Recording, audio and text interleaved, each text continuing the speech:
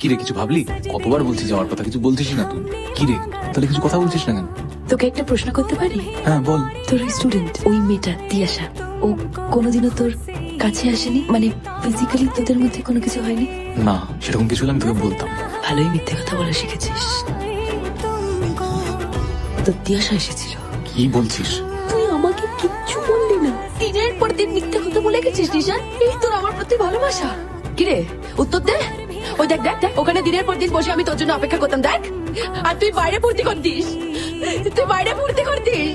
কোথায় যেতিস তোরা? হোটেলে যেতিস না? কিভাবে কিস করতিস ওকে? দেখ তুই কোথায় কোথায় কিস করতিস? তুই মাথা ঠান্ডা কর, আমরা তারপরে কথা বলি। বল না, কিসের মাথা ঠান্ডা করবো আমি? তুই ওকে কিস করেছিস, আমি কিসের মাথা ঠান্ডা করবো? তোর ভালো লাগছে না ওকে কিস করতে?